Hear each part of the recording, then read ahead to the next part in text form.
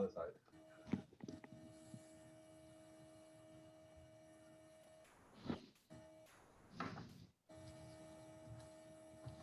All right, Godspeed, break a leg.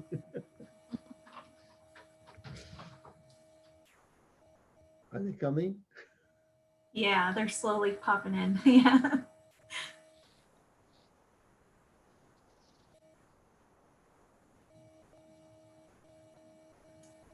All right, I show it's 11 a.m. right now. So as the participants are coming in, I'll go ahead and get started. Welcome to the webinar, To Stay Open or Not to Stay Open, presented by the Temecula Valley Chamber of Commerce. Before we begin today's webinar, we have a few Zoom reminders to make this an effective meeting for all of us. We encourage you to ask questions. There's a Q&A box on your screen where you can submit a question. We will make every effort to answer all of your questions during this webinar. You will be able to see the presenters and their presentations. We can't see you. And don't forget to silence your cell phones unless you're using it for the webinar today. This will be one less distraction for you. Now, I would like to welcome our first presenter, Robert B. Rosenstein, President and Founder of the Law Offices of Rosenstein and Associates.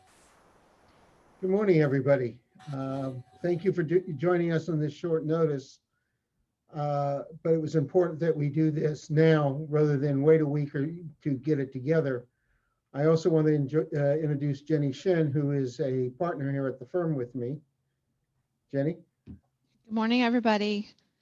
Yeah, just real quick, we're all kind of on the ground trying to figure this out as we go. So I'm excited to have the opportunity to talk today too. Let me figure out how to share my screen here, which is the most important. I hope everybody can see it. If not, Brooke, let me know. Yes, we can see it. Okay. Being good lawyers, we have to start off with a very important item, which is our disclaimer. We're providing you general information today. We're not giving anybody any particular information. Our goal is to help everybody, to let everybody know what there is, but this is not directed to anybody in particular. If anybody has any specific needs, please consult a lawyer. Please consult somebody that understands what's happening right now. There's a lot of news. There's a lot of information that's going on out there, and some of it is wrong. And there's a lot of protests that are going on, which I totally respect. But again, don't listen just to the protest. You have to look at the law to understand what you're doing.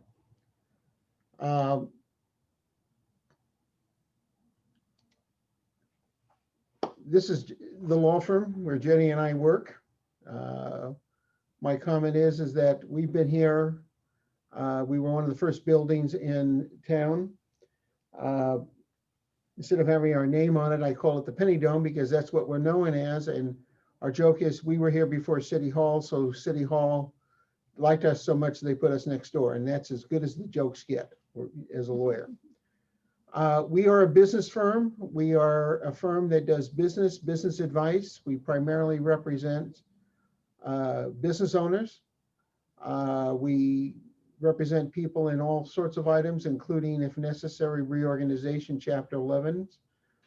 Jenny dedicates most of her time to dealing with estate planning, and that, of course, is not business, and also employer-related employee issues. And subject to another seminar, we can always talk about, or Jenny can always talk about the funds of defending what's going on with all the pocket claims and everything else out there. That is not our purpose today. Jumping right in, let's talk about the reasons for this presentation. It's very important to understand why we're here. As I said, this was done quickly, but I think we have everything covered. The main item is to clear up the misunderstandings regarding the order and what is the basis. And what I mean by the order, I'm speaking about the health order that was issued. There's different health orders that exist, but we're primarily talking about the one that was issued in the state of California. More important is we need you to understand the legal impact of non-complying with the order, how it affects your business and what options there are. Understand, we're not here to pass judgment. I have my own personal opinion. I'm sure Jenny has hers. Whether we agree with it, whether we don't agree with it, our goal is here just to make sure that everybody understands what is going on and their risks. I often are telling clients that I have two answers for you when they ask me about it. I said, as your lawyer, you must comply. Sorry, you must comply. As your business advisor, which we do as being part of being a lawyer, we tell people, okay, you must comply, but if you don't, let's understand the risk and what do you do to make sure that you are at minimal risk as you can be. Everybody has to make their own decisions. Any lawyer that tells you you must do something, you must not, you need to look for a new lawyer. We can advise you. We can't tell you what to do. This is one of those kind of strange situations because there is an attorney-client privilege unless you're going to break the law. This does, as you'll see, does equate to potentially breaking the law, but this is not one that we're going to go out and start making phone calls because there's some argument that it could be illegal, could not be enforceable. We're not going to go into that all today. Okay, so let's talk about where the basis comes from. Jenny and I hear all day long from people that say they don't like Newsom's order. And they said that the courts came in and said Governor Newsom has a restraining order against him from issuing new executive orders. Well, you know what? This has nothing to do with any order from Governor Newsom. This is a health order. And it was issued by, and here's Erica's full name, and here are the code sections. And the code sections are very clear. In fact, it's almost frightening when you look at the code sections to see how far the government can actually go to enforce pandemic compliance. They can actually take, the word is possession of the body, and it's living, because there's another part that says possession of the corpse. So the state has great powers in enforcement dealing with this pandemic. So it's not the governor that has issued this. It is the health officer, and you have to understand this is the acting health officer. So it is not really an official approval yet that will eventually need to be done to whoever's going to be the actual health officer.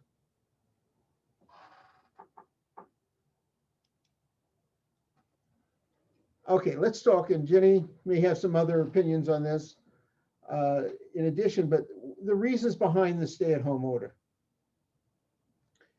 The first one is obvious, the COVID-19. Whether you agree with it, how far this goes or not, that's the basis, that's the main point that the government is using, and the health officers and the counties, the cities, and the state are using to go ahead and issue the order. Now you have to understand, it's just like any other set of laws, the counties and the cities that want to protest the state order, they can't. I mean, they can if they want, but they're in violation of the order. It trickles down, federal, state, county, city. And he'll go into that at the very end when I talk about the order, or everybody's talking about what happened in Los Angeles. The judge actually said at the end of it, she said, I'm going to issue my order, but it doesn't mean anything because the state trumps the county anyway. When the state acts, it's because they believe people cannot make their own decisions to stay safe.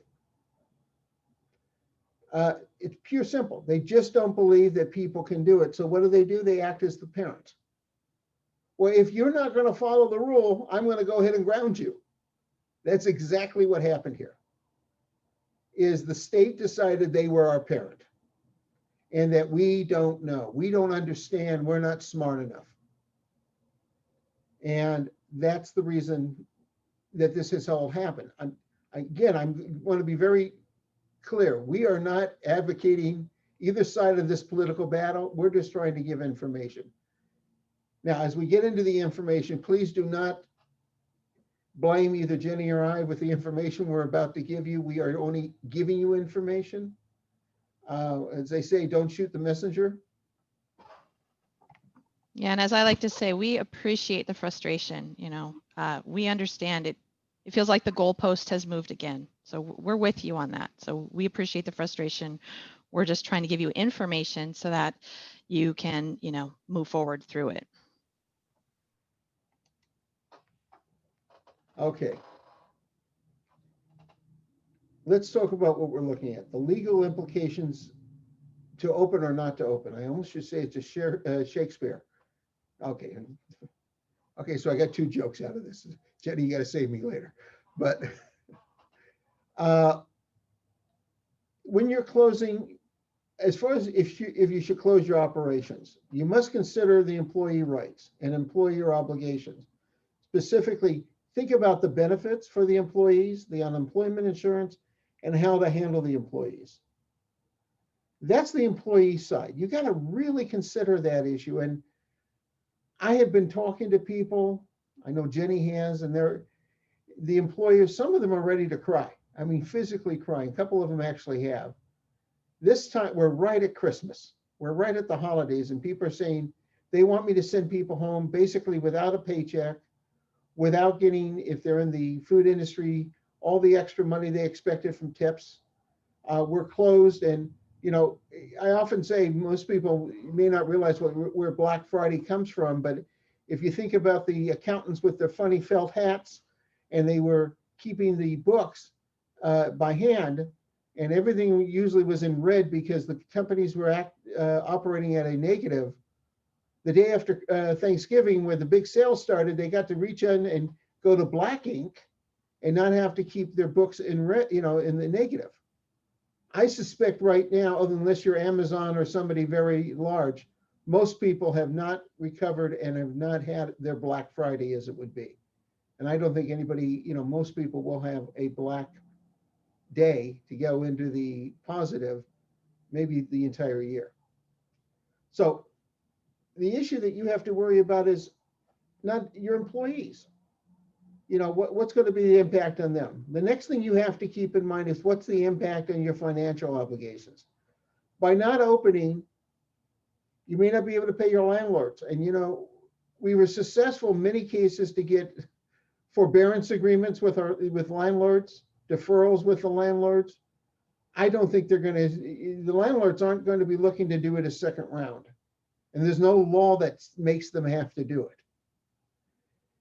Your banks, the banks are, again, unless there's some law that requires them to do that, we're now seeing banks saying, you know what, we may not be able to call your loan, but we're declaring that you're in default. And by the way, that 2-3% interest you were paying on your loans, by the way, they're now at 10%. So first of all, as you do this, you might want to think about your conversations with your banks and your landlords and your vendors. They're a little bit easier to handle because absent filing a lawsuit, they're really not going to be able to do anything to you other than cut you off. But if you're not in operations, if they cut you off, they cut you off. But you have to keep, from a business standpoint, all that. And the next item is you have to consider loss of goodwill and future prospects. And when I say loss of goodwill, it goes both ways with opening and not opening. If you don't open, just the goodwill, your operation, people are going to be looking for other places if they can find some place to go. If you're operating a retail outlet and you don't open because you just can't meet the criteria that's out there, or if you're you're in the beauty industry, there's somebody may be doing it from the back of their garage, and therefore you're going to lose that customer forever. At the same time, you have to worry about the goodwill that goes the other way. You have people that are mad at businesses that are staying open in violation because they believe you're putting them at risk. I'm not passing judgment on this. I'm just saying is you have to consider this from both sides. Jenny, you have any thoughts on that? No, I concur with your assessment. Yeah. Okay, so again, please don't shoot the messenger. We have a sheriff, and most sheriffs have decided that they are not going to require compliance. You need to understand that is only one arm of enforcing the police powers. You have the different governmental agencies. You have the district attorneys. You get the state attorney, the attorney general office. You have the highway patrol. You get the state police, believe it or not, which is a separate element. You got the ABC. You got the health department. Most of those, by the way, actually carry a badge, and they can go ahead and create enforcement. Again, so in some cases they are enforcing, in some cases they're not. But I need everybody to understand something, that the rights that are coming out, remember I said, was the right from the state through the health department. The law provides that any person after notice violates, or who upon the demand of any health officer refuses or neglects to conform to any rule, order, remember the word order, or regulation prescribed by the department respecting a quarantine, gee, what are we in, is guilty of a misdemeanor.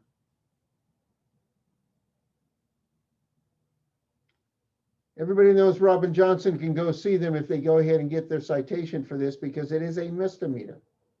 It is not a parking ticket. If they decide to enforce and you open your business, you could be subject to a very high fine, and you could face jail time. I'm only saying this so you understand the risk. Do I think they're going to be going on and arresting people? No, I don't think they're going to be doing that. Do I think that they're going to be issuing citations? Like, it looks like a ticket, but it actually says it is a ticket, but it says a misdemeanor, not an infraction. I think if they start enforcing, they're going to give warnings as it relates to the criminal side of this. This is not as it relates to certain enforcement such as the ABC. Again, I'm not saying that is going to happen, but I need people to understand that it is a crime. And I don't want anybody to take it lightly in their decision making. Okay, what's the impact of violating the law? You could, as I said, you could result in a fine or even go to jail. An injunction can be obtained from a court order that enjoins you from opening up. And then if you fail to do that, not only would you be in violation of the law that we just told you about, but you could be in contempt of court. That is, by the way, where most of the actions have been taken against large gatherings. They're getting an injunction, and they're going ahead and going after the host, as it would be, for violating the injunction. The next thing you have to be concerned about is your licenses. And I did not hit every one of them. If you're in a business that requires a health license, which is a bar, which is a restaurant, and several other businesses, the health department can do a couple things. One, they can downgrade you. And think for a moment, if you walk in and somebody's going to come in, you're open and you got a big F sitting there. The other thing they can do is they can actually close you down by taking down off your license. The problem with some of these is that if you lose some of these licenses, you may never, ever get them back. You have to weigh the risk. Again, we're not telling you what to do or not to do. We want you to weigh the risk.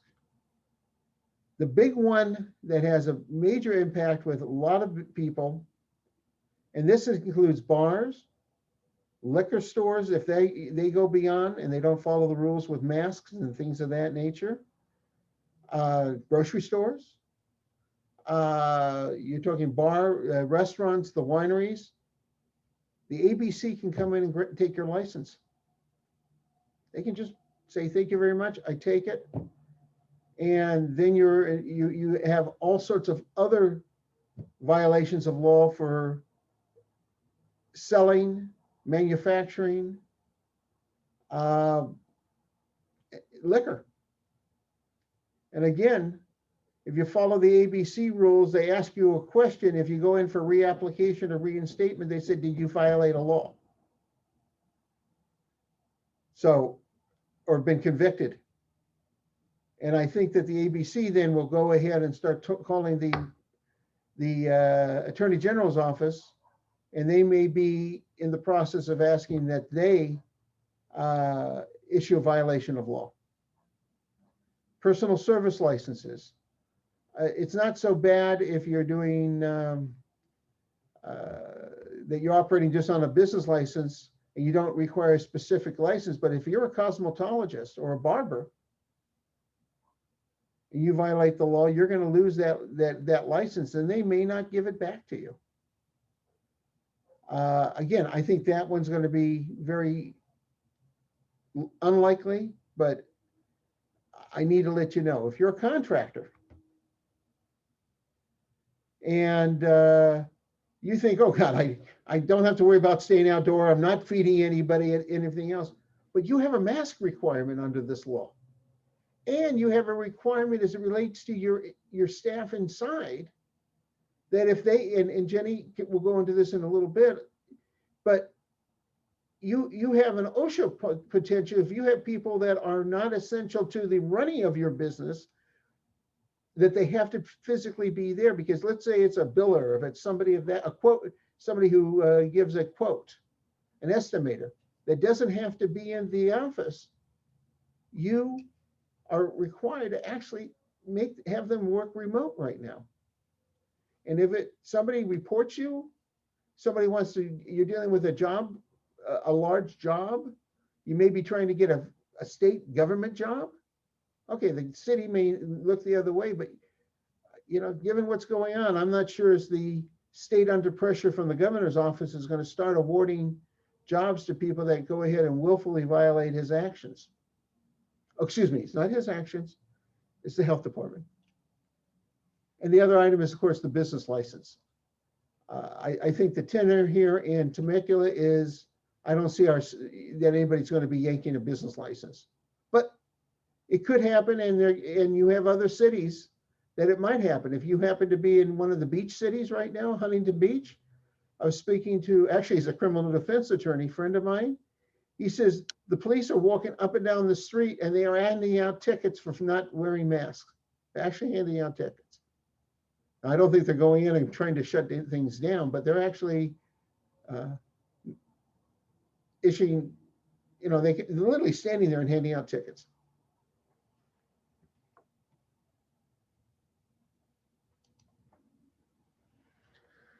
The other item is insurance coverage. In every insurance policy, and as actually probably as a matter of law, you cannot insure actions that are illegal or in violation of law or rules. I mean, the obvious one is that you can insure for negligence, which is if you run into somebody's car accidentally, that can be insured against. But your insurance doesn't cover you if you willfully look at somebody and says, I'm going to run them down, and you run them down. There is no insurance coverage. You have to keep in mind as a whole, and if there's any insurance people on that from insurance companies, I apologize, but the insurance company's job is not to pay a claim. Their job is to figure out, is there a loophole in that contract so you don't have to pay the claim? Because that's money out of the profits of the company. I'm not saying the individuals, but I'm talking about as an overall principle. So if there is an event, an incident, an accident, the coverage may be denied. And it's going to come back and said, The person slipped and fell while you were illegally open. They're going to say your employee got hurt and you weren't supposed, they weren't one of the essential workers, so they shouldn't have been, you should have had them at home on a computer. I will tell you, we made the decision, other than extremely essential in the office, our staff is all working remotely. Believe me, I don't want to have people working remote, but we're doing it. And the other part of it is under Cal OSHA right now, some of these regulations, you're going to run into other problems if you have people in the office and the exposures and things of that nature. Your insurance might be canceled. You got to remember, there's a lot of insurance companies that would love to get out of the state of California. Or if you've had a lot of claims and they don't know exactly how to cancel you, this might give them the reason to do that. The next item is, there are some cases that if people get hurt, specifically in workers' comp cases, which is called an intentional action, which is a 132 claim, you may personally be liable. Even with a corporation and everything else, they're going to say that you breached that responsibility personally, and you therefore should be liable. If you're the owner or operator, stock owner, they may come after you beyond the insurance or even beyond the corporate or the limited liability company shield. In workers' comp, if your insurance is determined not to be in force, anybody that owns a certain percentage of the company is liable personally if a worker gets hurt. It's very important to understand you have to run the risk of that personal liability. Now, again, I'm not giving comparison. If your whole life is nothing but the business, and gee, if I'm going to lose it, I'm going to lose it. I'm filing bankruptcy anyway.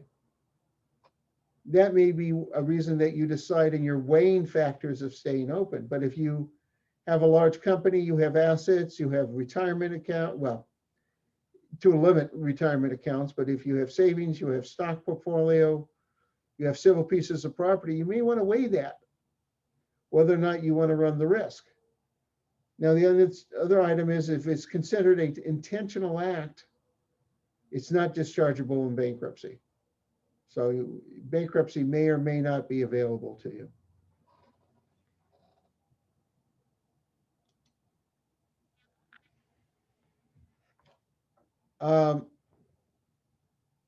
If you're going to stay open. So let me start with, as a lawyer, as I said, we're going to recommend that you have to be in compliance. And that may be limited open. That may be, in fact, they just amended the order last night as far as restaurants, as far as grocery stores.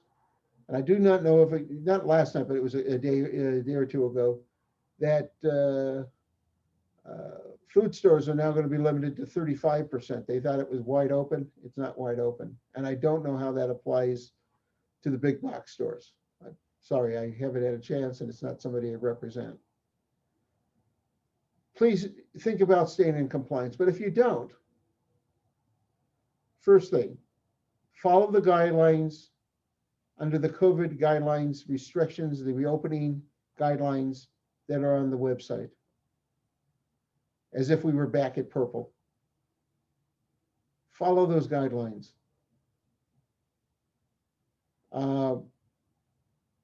Worst case, follow it, do it to the next level, but don't just say, I'm ignoring it. Don't ignore masks. Don't ignore distancing, washing hands, keeping sanitizing stations nearby. Because if something happens and you have to be defended because of all, they do take an action, I think you're gonna find a sympathy with the judge, because we do sympathize with everybody, by staying open and following guidelines that at least would be in place if you want to say, I don't think he has the right to close me down. But you need to deal with the health guidelines that need to be in place. The new OSHA emergency standards. We don't want to go into all of them very heavily, but Jenny, do you want to go over a couple of them? Yeah, I'll go over a couple. Also, I just posted in the chat the website address for those state guidelines that Robert was just referring to. So yeah, November 30th, the state or Cal OSHA announced their emergency guidance. And just real quick, I mean, that could be an hour presentation in and of itself, but every California employer really needs to immediately implement a written COVID prevention plan. Now, this is going to be, there are additional requirements, and it's hyper technical, but there are additional requirements to, the site specific plan for COVID-19 that maybe you've implemented. It can be in addition to your injury and illness prevention program. But again, first thing, implement it immediately, a written COVID prevention plan following the standard. And I'll post the link to that as well. You're going to want to, if you're going to have employees on site, you need to immediately implement a face covering requirement. Face shields are no longer enough on their own. It has to be a face mask. If you want them to do a shield, it has to be in combination with the face mask. You're going to need to implement a procedure for employees requesting exemptions to that face mask requirement, because there are exemptions. And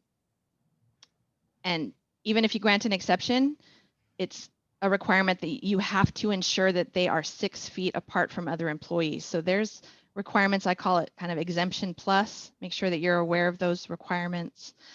You're going to need to do a personal protective equipment evaluation for your work site to decide, what level of PPE is required. You need to document that. So it's time to review that against these new standards.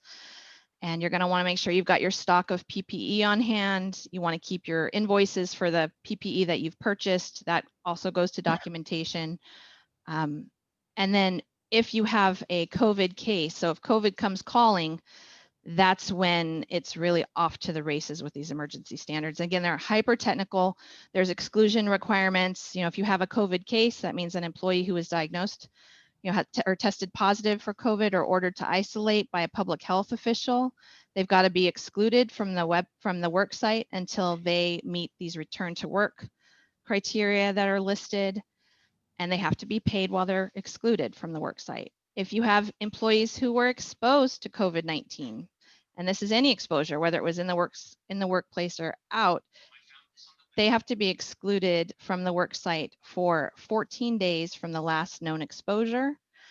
You can also temporarily reassign those employees who've been exposed, as long as you can ensure that they are not in contact with other people, that they're not going to have any contact with another person. So these are in addition to what we'd already been living with. Again, that paid leave requirement. So basically, if an employee is excluded from the work site, so it's someone that tested positive, somebody that was ordered by a public health official to isolate, or somebody that was exposed and can't, stay on the work site in an isolated situation, then they have to be paid during their period of exclusion, and they get to keep their seniority and their benefits intact.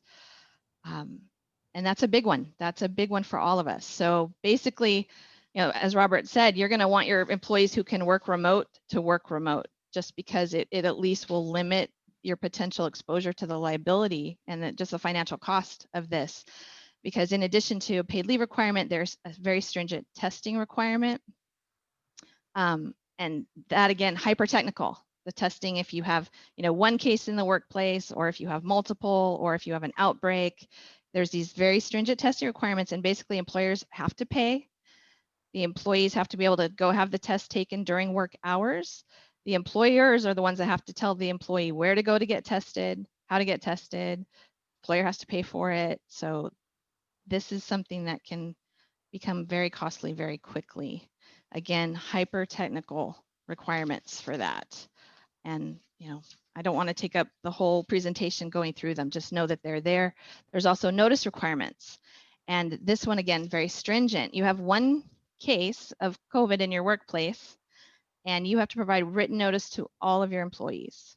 It doesn't matter if they were potentially exposed or not. The new standard requires notice to all employees. They're exclusive representatives. So if you're a union shop, you have to give notice to your union reps. You have to give notice to employers of some subcontracted employees. So if you employ subcontracted contracted employees, you have to give notice to their employer who are on the same premises. So again, even if they weren't potentially exposed, you have to give notice. You have to give notice to all of your independent contractors. And that notice, again, hyper technical requirements. And that notice has to be given within 1 business day. So in addition to the other things I said to immediately implement, it's a good idea to have your template notices ready to go. That way you can just fill in information if and when COVID comes calling. If you have 3 or more cases, and that's considered an outbreak, you have to give notice to the local health department within 48 hours, and you have to give very specific information. Plus, there's ongoing notice duties to the health department. If you have additional cases, even 1 additional one, there's additional notice requirements. And then if you have a major outbreak, there's even more requirements. So again, hyper technical, there's so much more to this. I'm going to link, like I said, I'm going to put in the chat a link to the press release from Cal OSHA. It's got links within it to all of, to the law and to, other resources for employers. So we'll post that. And then the return to work requirements. You need to develop a protocol for this. Employees who've tested positive, or been ordered to isolate. Basically, there's 3 boxes to check before that employee can come back to work. They have to be fever-free for at least 24 hours without use of fever-reducing meds. A fever is considered a temperature of 100.4 or more. The second box, their symptoms have to have improved. If you have an asymptomatic COVID case, then you have to wait a minimum of 10 days since the specimen was collected, for the test. Because some people do the rapid test where they get the same day or within a day or 2. Others, it takes 5 days. So for that purpose, for the symptoms box, if they're not showing any symptoms, you start that 10-day window from the date their specimen was collected. And then the third box to check is also a 10-day window. Basically, 10 days have to have passed since the symptoms, first appeared. And in the unlikely case where they were ordered to isolate by a public health official, obviously they can't return to work until the time specified on their notice has expired. So the 10-day window is if they haven't been ordered to isolate by a public health official. Now, also the kicker here is you cannot require that your employees take a test. You can't require that they have a negative test. That is something that's very clearly stated in the requirements, that employers cannot mandate tests. So again, very technical, gonna make you want to keep your employees remote. But for those of you who don't have that option, make sure that you have a really good working familiarity with this.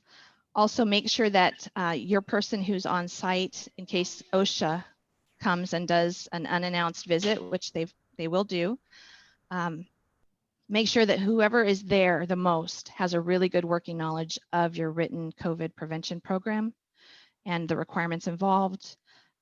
This can't just be a checkbox thing that you have, your policy somewhere and that it exists and there's something about COVID in there. Because that OSHA representative is going to talk to your employees, they're going to talk to you, they're going to want to know that this is actually being done and done correctly. So as we said, this is another enforcement. Yeah, man, I wish I had a joke right now, Robert, but I don't have a good joke. Okay.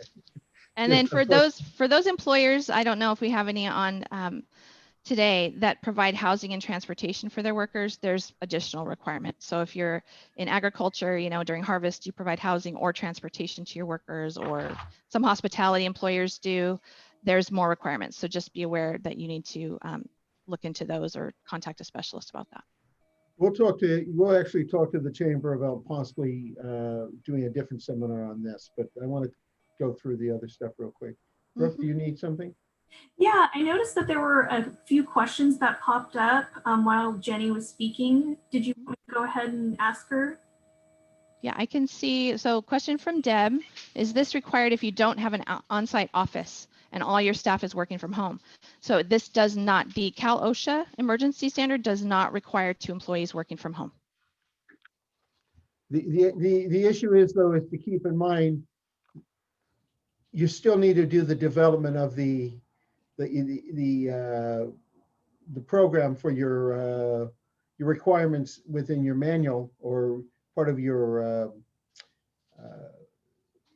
IPP or whatever. you're right. You still have to do this because if you don't, you're still in violation for not doing that, but nobody's going to come in and cite you because they're not going to be looking at your books.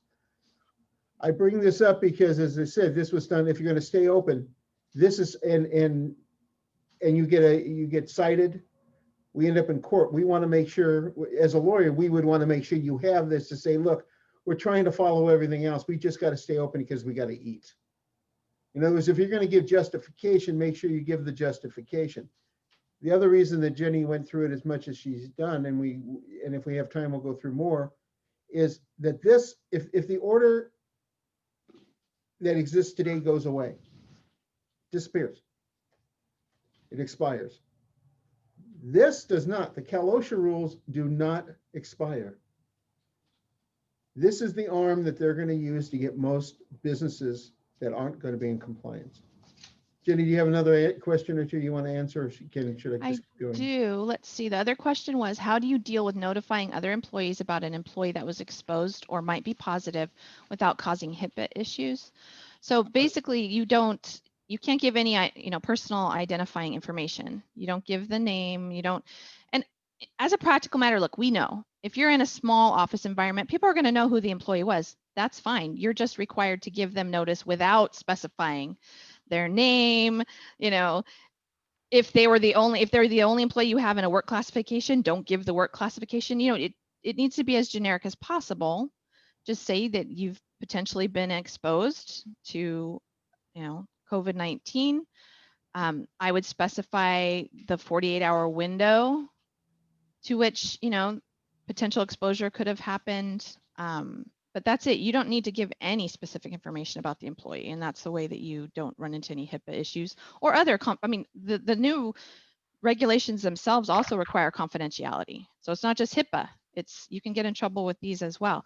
Now, having said that, if you have to give notice to the county, in other words, you have 3 or more cases in a 14-day window, then you have to give the employees names, their telephone numbers, their addresses, their job classification. You do have to give that information, but that's the one exemption to that confidentiality requirement. Yeah. And I think, as I said, what we're going to try and do, I'm going to move on for a moment, and if we have some time, we'll get to some of these. But I think what we'll, again, Brooke, we'll talk with the chamber. I think, given the feedback we're getting, I think we should do a second session if the chamber would like us to. We'd be happy to. Absolutely. Again, I want to go through some of these pretty quick because I know everybody's time is valuable. But the mask, it's not popular, but you need to do it. I mean, Jenny just went through that. You're going to have an Osha violation if you don't do it. And you have to find there an exception to it. So in other words, if you have a manufacturing plant and you got people, you got to figure out how to get that 6-foot distance unless they have to interact in order to put the pieces together, but they got to have masks. If you have somebody that has to be in the front office because there's nowhere else for them to go because they have to supervise the work, they have to be wearing a mask. This is important for you to understand. I have to tell you, in our office, not only do we have masks, but we have, in between, before the new shutdown happened, we had masks and we had plexiglass if you weren't in a private office. These are things that this is the new way we're going to have to deal with this until these restrictions go away. And by the way, if anybody goes back and look at 1918, pull up some newspapers, you're going to see that everything we're complaining about right now, it's like you could pick it up right now. It's like you're reading a current article about people complaining, the impact and everything else. And that pandemic took about 1.5 to 2 years to get over with, which is what we're facing right now. Make sure you have written procedures. We just talked about that, but I'm also talking about not just the Osha procedures. You have those that are part of your reopening requirements that you have to have. And I will tell you, if you don't have that, you're going to find that you're going to have denial of coverage by your insurance carriers. That's not only for now, but also you're going to find you're going to have a problem saying, look, I really complied with everything, but I was protecting everybody. Okay, let's talk about understanding the risk. This is what I would like everybody to do that wants to be open or not open. We really want to have you do this. You know, they say, you know, some people say, should I go out with this person or not go out? Or do I like this person or not? They say make lists. You know, draw a line and put it on each side. Literally do the same thing here. Make a list. The good reasons and the bad reasons. On one side, figure out how much your finances will suffer. Can you make it? I mean, that's something for you to decide. What are the health risks? If they're non-existent, okay, put that in the non-existent. If there's a risk on that, put it over in the risk side. What are your concerns about licenses? You may be saying, I don't care about the license. I don't have any license they can take. I have a straight business license, so what? I know the city of Temecula is not going to do it. I'm not saying they're not going to do it, but that may be your impression. What are your insurance concerns? I don't have a business. You know, I've been going for 25, 30 years and I've never had a claim. Nobody's ever caused any problem. We're not seeing the public.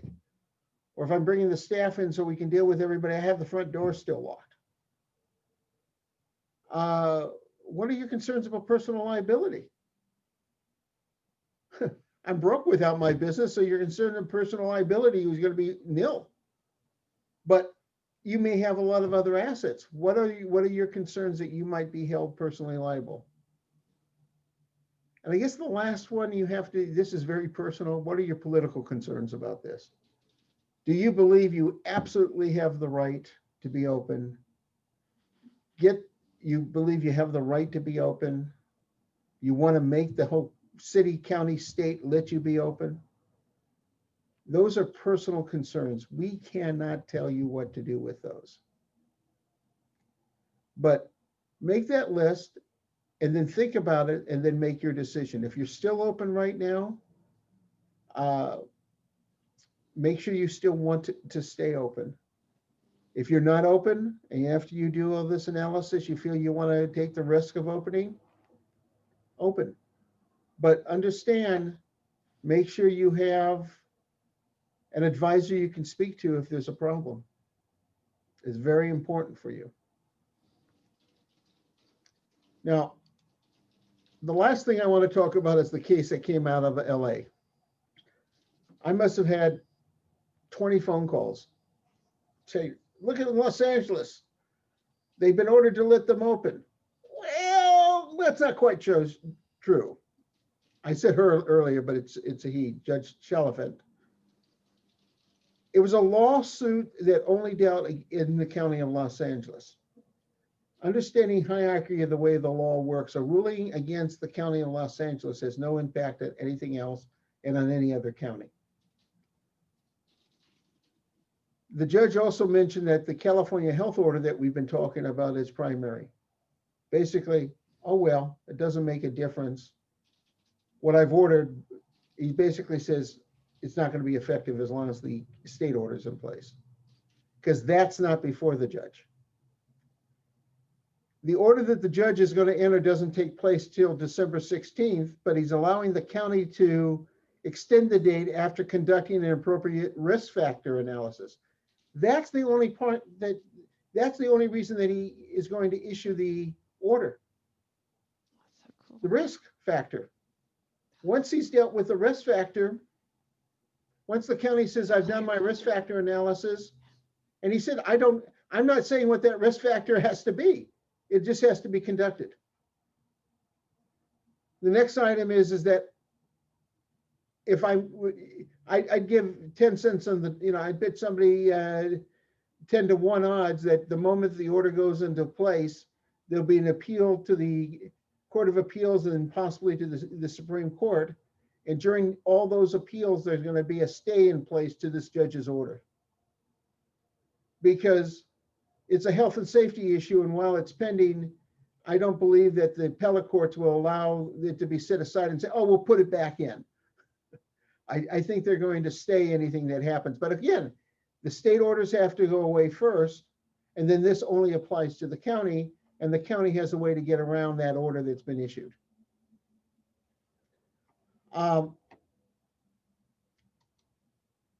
Okay, let me see what we got here. Okay, let me see what I got here. Cancel. I'm trying to figure out how to do this. There we go.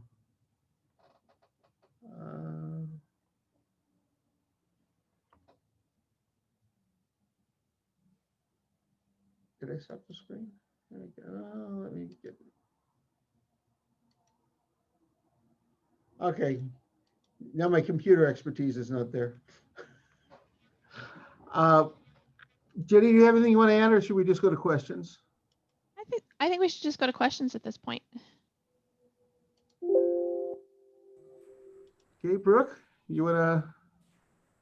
Right now, I think we've answered all the questions except for we have one. What if employees are remote but still contracted COVID outside of work?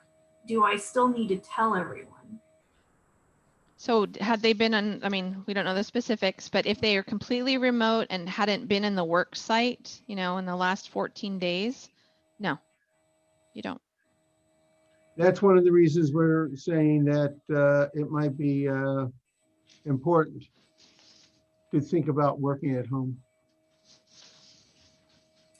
Okay, that's all the questions I see right now. If anyone has any, just put them in the chat or the Q&A. Actually, one just popped up. What are you seeing out in the community regarding enforcement from the health department or ABC?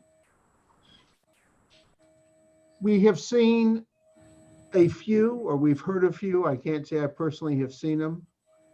And I've only know of one incident that I read about that the ABC has been out there. However, the governor, if you recall, when he started this process, announced that he was putting the task force together, as it would be, that he's asking the ABC, the health departments, the highway patrol, he's asked everybody to take action. And I suspect at some point, that's exactly what's going to happen.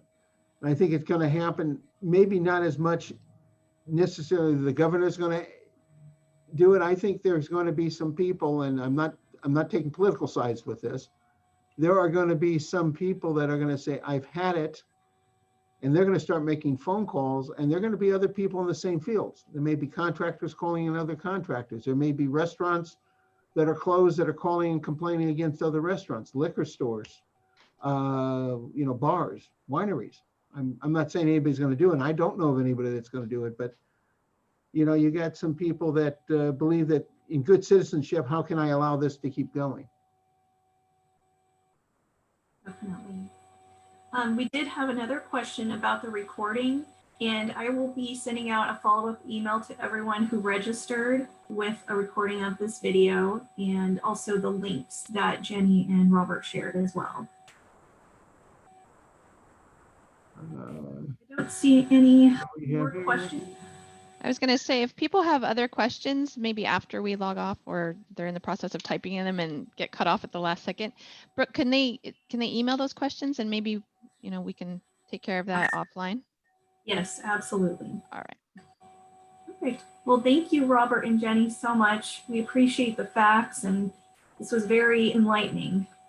Definitely. Again, don't shoot us. We were messengers trying to help you make an informed decision. That's really, our goal was just to have you have a good understanding. That's right. We appreciate it. And we know you guys are doing your best with it, and really we're all just trying to do our best. And I mean, we're right in the trenches with you. So we appreciate what you're going through. Happy holidays, everybody. Try to find some, you know, positive thing to focus on. There will be light at the end of this tunnel. You know, everybody, take care. I think, and I think it was Jeff Kurtz had on his signature, and if it was somebody else, I apologize through the chamber, but stay positive, test negative. By the way, I want to give my one commercial real quick. I know there's a lot of people that I send out the link to that are not members of the chamber.